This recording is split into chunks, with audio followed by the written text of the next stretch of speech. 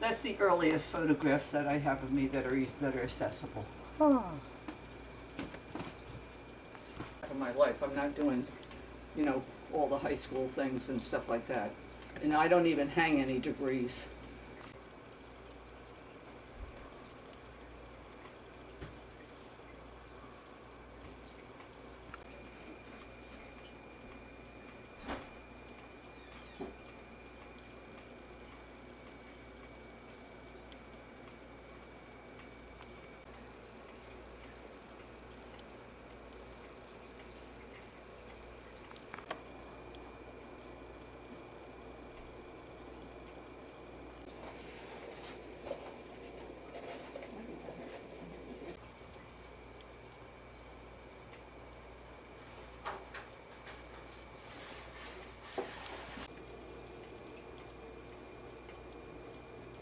And this one is.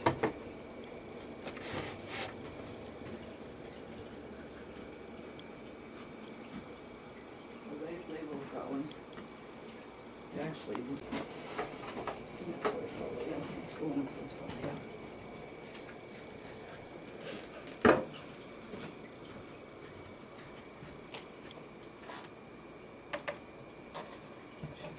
Jumping all over the place.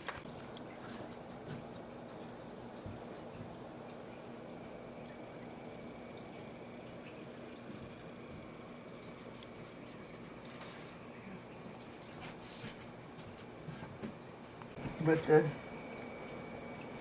Bill Clinton one, he came twice, and the first time he came, I did a little paint, I was doing all these. And Gave this to. Bill Clinton, so then he sent, this is his colors. Oh. So, and then this is the thank you, but he sent one that has a presidential seal on it. And then Hillary sent me one.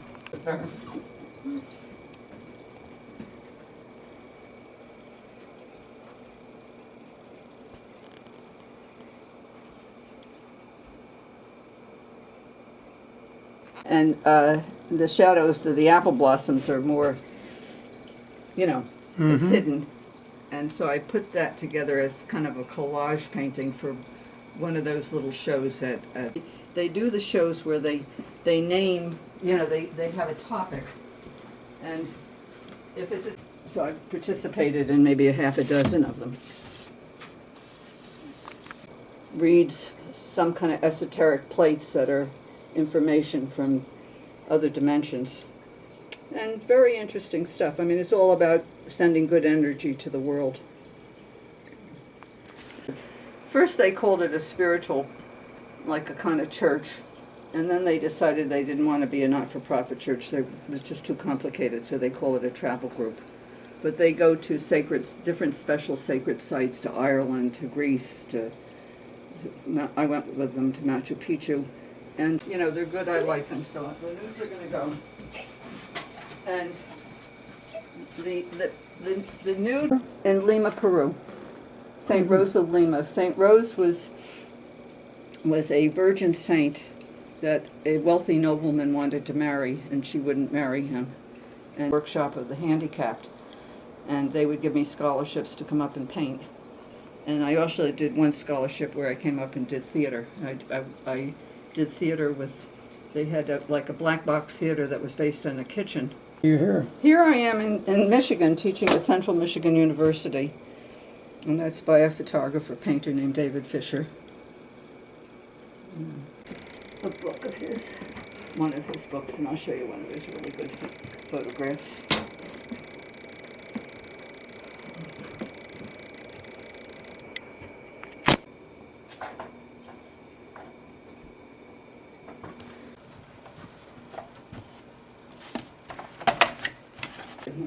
But you have them too. You know how that works. That little outfit is a little outfit that she sewed. And she was a really good seamstress. But what she would do is, twice a year she would take me to a professional seamstress and let me pick out patterns and pick out dresses. Because she could make things better than most of the seamstresses, but she didn't want me to feel like I was just always wearing homemade.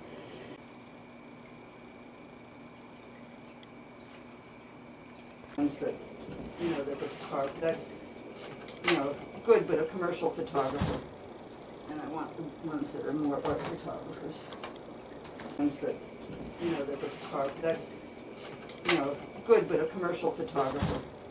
And I want the ones that are more art photographers. Yeah. Mm-hmm.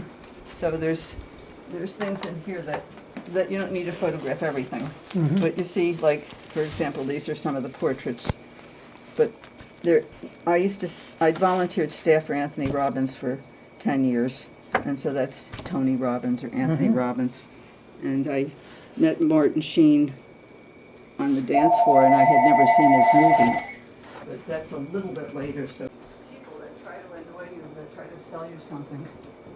It's hard. How I would do the abstract portraits. Mm-hmm. This is a New Pulse, and each little panel is a portrait of a person. It's a system I developed based on research in astrology. Those are in '86, but I started it in '74. And then in Rhinebeck, but this doesn't exist anymore. This house was from the 16 or 1790s. It was owned by the Dowes family, Tracy Dowes. '93, at Fox Hollow in Rhinebeck. You see, and I would paint. That was where I was painting then. Jessica Tyson Born Mesa. She's a this is her as a photographer. Her father had, I think, the second wealthiest private art collection in the world.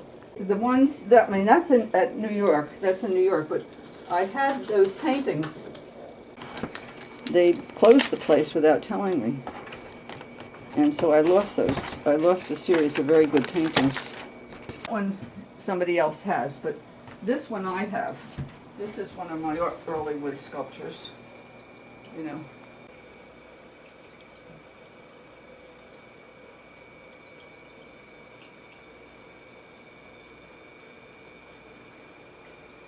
That one I think I put on in a little niche at an LLI exhibit, but it really hasn't been exhibited around here.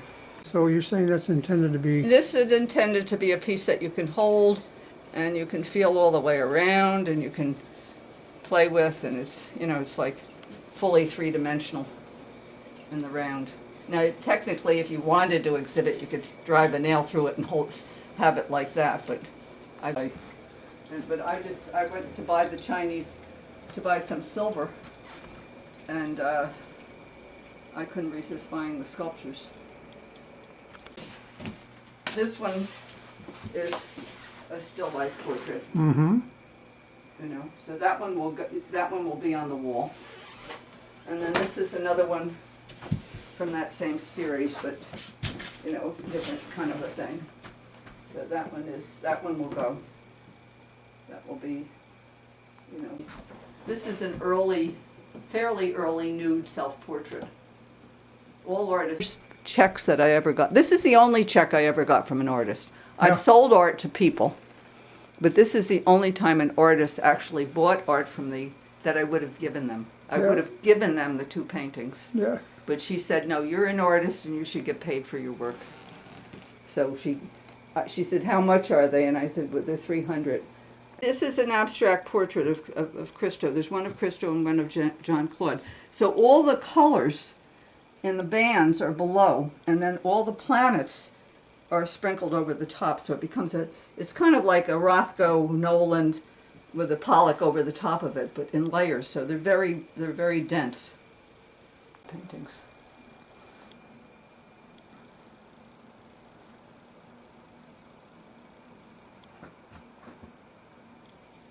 And then this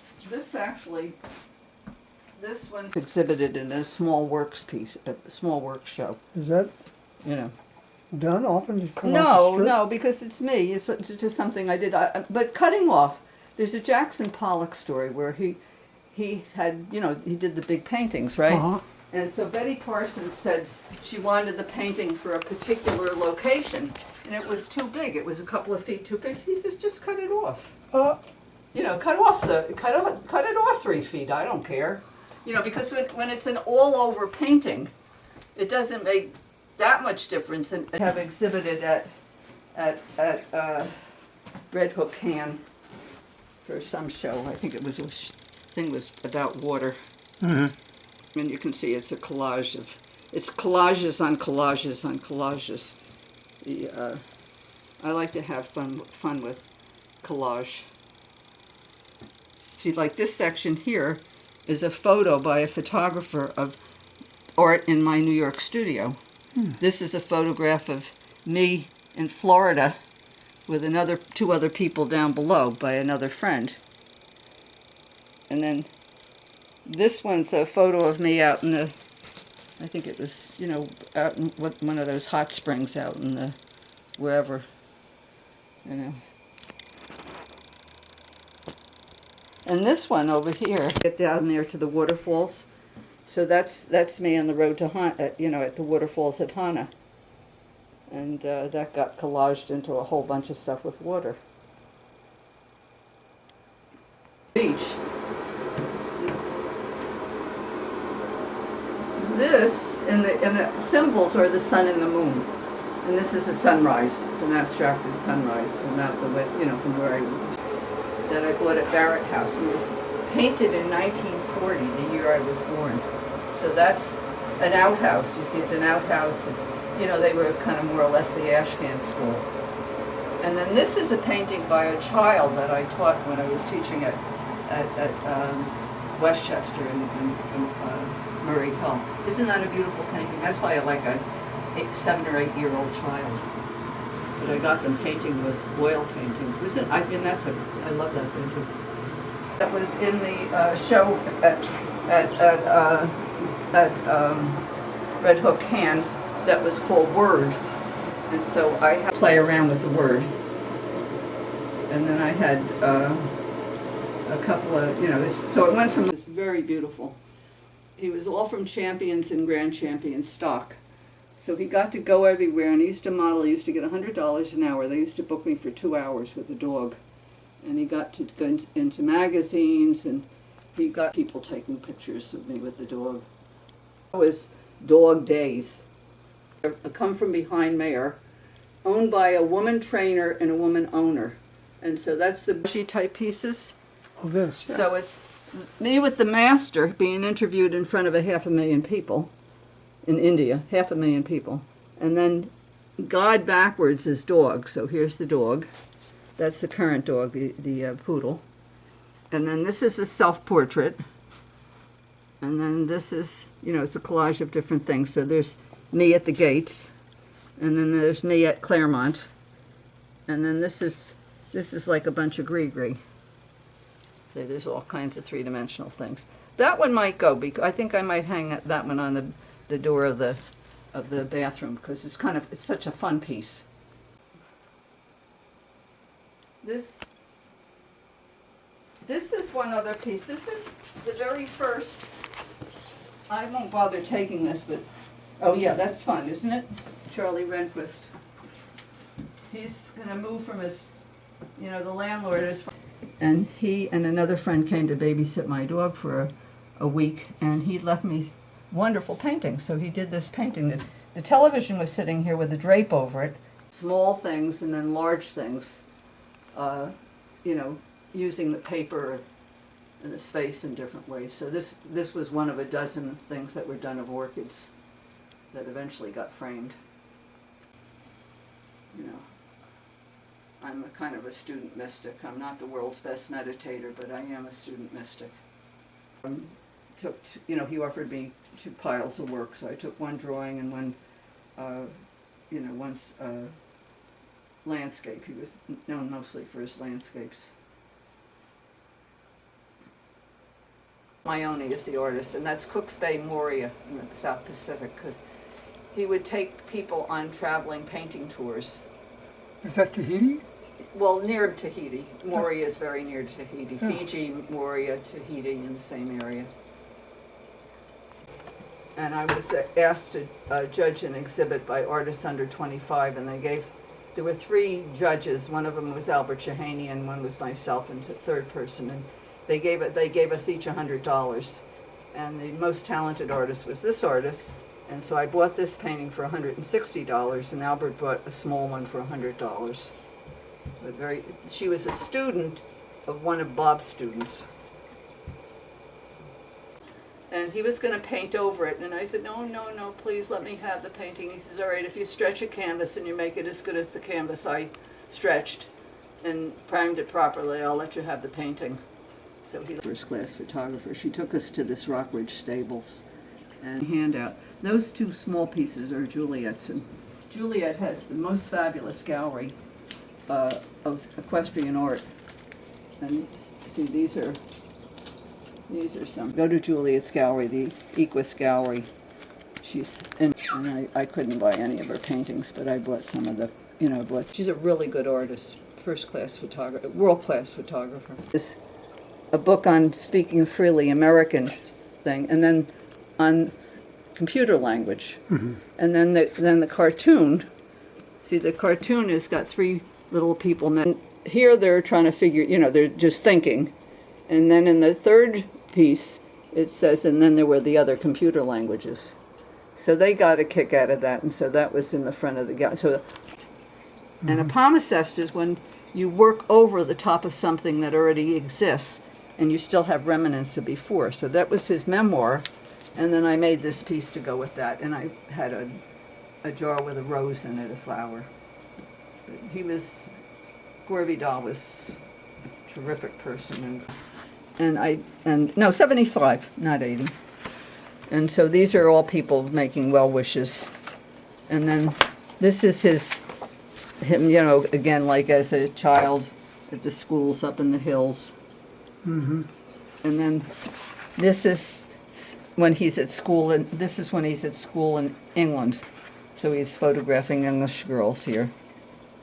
And then that's all that era, the English work. You can see he had a very good eye. He has a very good eye. And then, so that's all that. And then, this is his wife and first child. This is Usha. This is my hostess when I go to India. That's his first son.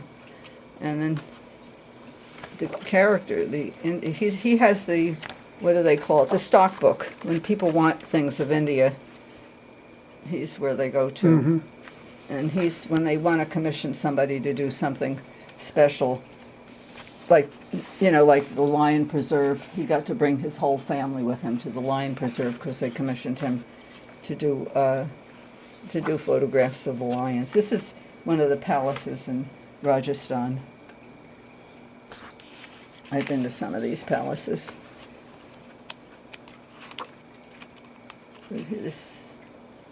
A wonderful wonder. This is Kashmir. Kashmir is so beautiful.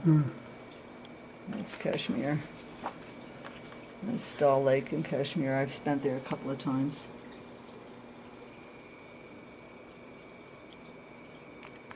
Out in Rajasthan, in the desert, and the people hang their bikes up in the trees.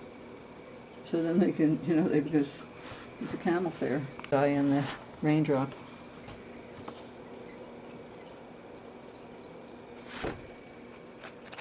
Wonderful. Wonderful. He is probably the finest human being I've ever met. This is him, and that's the wife. And this is so he could photograph the funeral procession.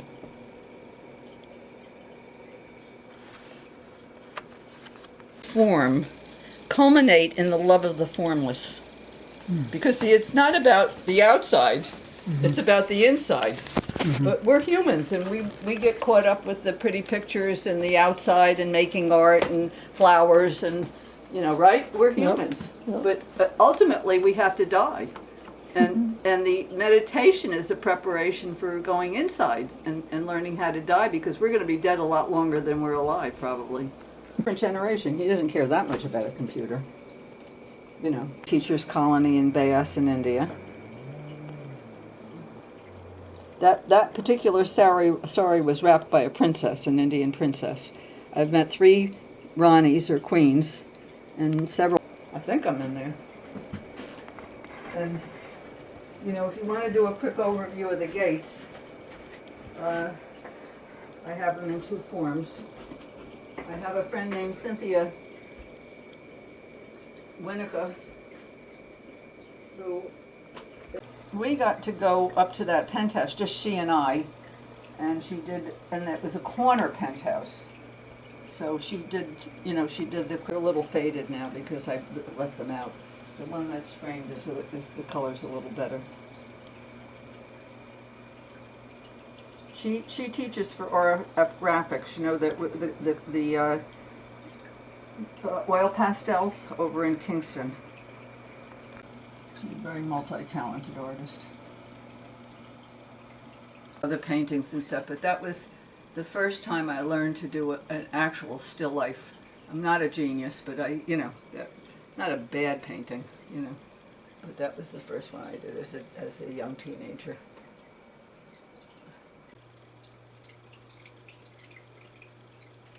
You can really have fun.